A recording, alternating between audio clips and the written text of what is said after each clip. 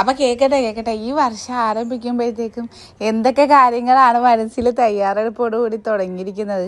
അപ്പോൾ ഇന്ന് sugar cut, അതുപോലെ തന്നെ ഇന്ന് പോലെ കട്ട് ഡയറ്റ്, എക്സസൈസ്, അങ്ങനെയുള്ള കാര്യങ്ങളൊക്കെ തീരുമാനിച്ച് എത്ര പേരുണ്ടെന്ന് കമൻറ്റ് ചെയ്യണം കേട്ടോ. അപ്പം നമ്മുടെ ഡയറ്റ് എന്താ, എത്രയും പെട്ടെന്ന് തുടങ്ങിത്താ, നമ്മുടെ ചലഞ്ച് തുടങ്ങുമെന്ന് പറഞ്ഞ് ഒരുപാട് പേര് മെസ്സേജ് അയക്കുന്നുണ്ട്.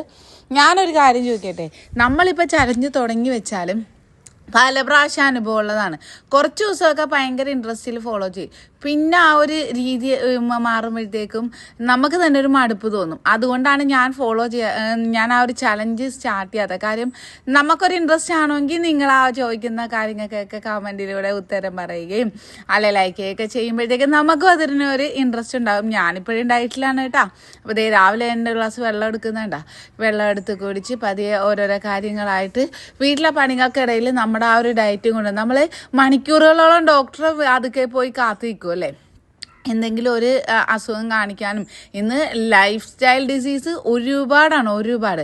അപ്പം അതിന് വേണ്ടിയിട്ട് നമുക്ക് സമയമുണ്ട്, മണിക്കൂറുകളോളം തിരക്ക് പിടിച്ച ഡോക്ടറെ വാതിക്കെ പോയി നിൽക്കാനും അതിന് വേണ്ടിയിട്ട് മെനക്കെടാനും ഒക്കെ.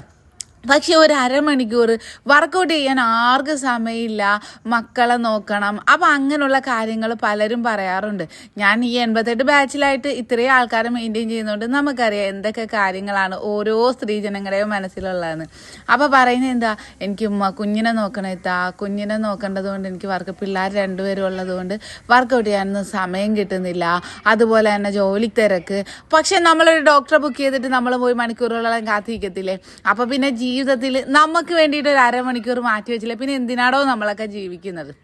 അങ്ങനെ മാറ്റി വെച്ചത് കൊണ്ടാണ് ഇന്നലെ ഞാൻ ആ ഒരു ചേഞ്ച് വീഡിയോസും കാര്യങ്ങളും ഇട്ടപ്പോഴത്തേക്കും ഒരുപാട് പേര് സപ്പോർട്ട് ചെയ്ത്. കാര്യം പഴയ ലുക്കായിരുന്നു നല്ലതെന്ന് പലരും ഇങ്ങനെ കവളി പിടിച്ച് പറയുമ്പോഴത്തേക്കും അത് സ്നേഹം കൊണ്ടല്ല എന്ന് നമുക്ക് തിരിച്ചറിയാൻ പറ്റും. പിന്നെ സ്നേഹം കൂടുതലുള്ളത് കൊണ്ട് പാപ്പായുമായൊക്കെ പറയൂട്ടാ, എന്താണെന്ന് വെച്ചാൽ വേണ്ടായിരുന്നു, വണ്ണം കുറയ്ക്കേണ്ടായിരുന്നു. കാര്യം അവരൊക്കെ ആ ഒരു ജന്മന പണ്ട് മുതലേ ഇങ്ങനെ ഉരുട്ടി തന്ന് ഇങ്ങനെ ഉരുട്ടി വെച്ചിരുന്ന ആ ഒരു ബോഡി കുറയ്ക്കുമ്പോഴത്തേക്കും അവർക്കൊരു സങ്കടമാവുമല്ലോ. ഇല്ലെങ്കിൽ അടുത്ത ചോദ്യം, കെട്ടിയവൻ്റെ വീട്ടിലെന്താ ഭയങ്കര വിഷമമാണ്, അല്ലെ നിനക്ക് കഴിക്കാനൊന്നും തരുന്നില്ലേ, കല്യാണം കഴിഞ്ഞതേ ഉള്ളു, അതിനിടക്കാണ് എന്തെങ്കിലും സംഭവിക്കുന്നതെങ്കിൽ തീർച്ചയായിട്ടും അതായിരിക്കും അടുത്ത ഓപ്ഷൻ.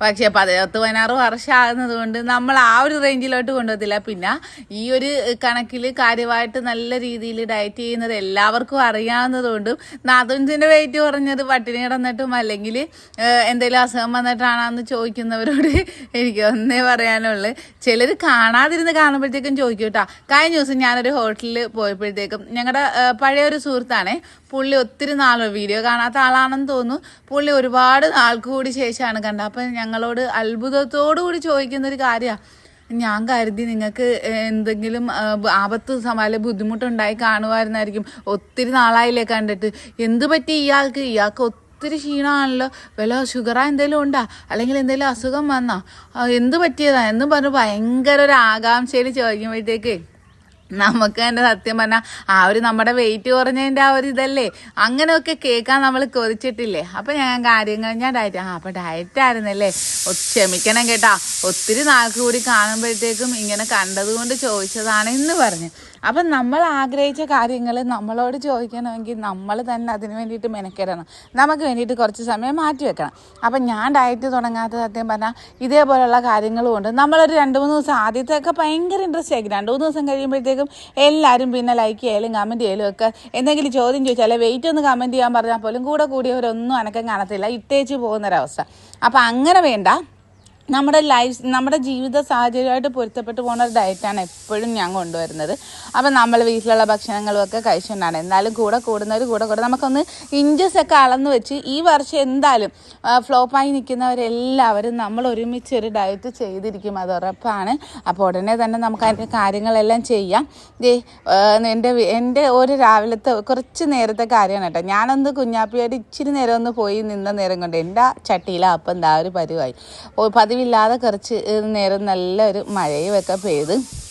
അപ്പോൾ നമ്മുടെ പുതുവർഷത്തെ ഇങ്ങനെ എന്താ പറയുക, പുതുവർഷത്തെ നല്ല രീതിയിൽ വരവേറ്റ് ഇന്നലെയൊക്കെ ഒരുപാട് പ്രതിജ്ഞകളൊക്കെ എടുത്ത ഒത്തിരി ആൾക്കാർ കാണും. എല്ലാവരും നമുക്ക് വേണ്ടിയിട്ട് കുറച്ച് സമയം മാറ്റി വെച്ച് നമുക്ക് വേണ്ടിയിട്ട് ജീവിക്കണം. ഇല്ലെങ്കിൽ നാളെ നമ്മുടെ മക്കളും ഒക്കെ തിരിഞ്ഞെന്ന് ചോദിക്കും, എന്തേ ഉമ്മയ്ക്ക് അല്ലെ അമ്മയ്ക്ക് ജീവിച്ചുകൂടായിരുന്നാ, അല്ലെ ചെയ്തുകൂടായിരുന്നാ, എന്തിന് ഞങ്ങൾക്ക് വേണ്ടിയിട്ട് സമയം മാറ്റി വെച്ചത് എന്നൊരു ചോദ്യം വരരുത്. മക്കളൊക്കെ വലുതായി കഴിയുമ്പോഴത്തേക്കും നമ്മളവർക്കൊരു ബാധ്യത ആവാതിരിക്കുക. അപ്പോൾ അതേ രാവിലെ ഞാൻ തൈര്, നമ്മുടെ ആ ഒരു തൈര് എങ്ങനെയാണ് ഉണ്ടാക്കുന്നതെന്ന് ചോദിച്ചില്ലേ, പുളിയില്ലാതെ ഞാൻ ഈ പാല് ഒരു സ്വല്പം പോലും വെള്ളം ചേർക്കാതെ ഒന്ന് വെട്ടി തിളപ്പിച്ച് വെക്കും കേട്ടോ. തലയിൽ താരൻ്റെ പൊടി തേച്ചിരിക്കുകയാണ്, നല്ല രീതിയിൽ താരനുണ്ടേ.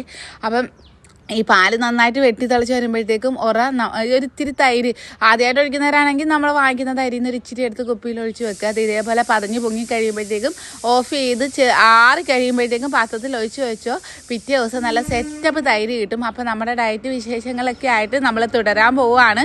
ഒത്തിരി ദിവസമായിട്ട് കുറച്ച് വീഡിയോസും കാര്യങ്ങളൊക്കെ ഇങ്ങനെ പെൻഡിങ് ആയിട്ട് നിൽക്കുകയായിരുന്നു. എന്തായാലും ഞാൻ ഇനി മടിക്കുന്നില്ല, നമുക്ക് ഫോളോ ചെയ്യാം. അപ്പോൾ ഓരോരോ ഡീറ്റെയിൽസ് ആയിട്ട് ഞാൻ വീഡിയോസിൽ ഇടാം, അറിയിക്കാം. അപ്പോൾ ദേ നമ്മുടെ തൈര് സെറ്റായത് കണ്ട. അധികം പുളിയില്ലാത്ത തൈര് യൂസ് ചെയ്യുന്നത് നല്ലതാണ് എപ്പോഴും, നമ്മുടെ വയറിനും അതുപോലെ നമ്മുടെ ആരോഗ്യത്തിനും. വൈറ്റമിൻ ഡി ഒക്കെ ഉണ്ടാകണം. അപ്പോൾ ടാറ്റാ.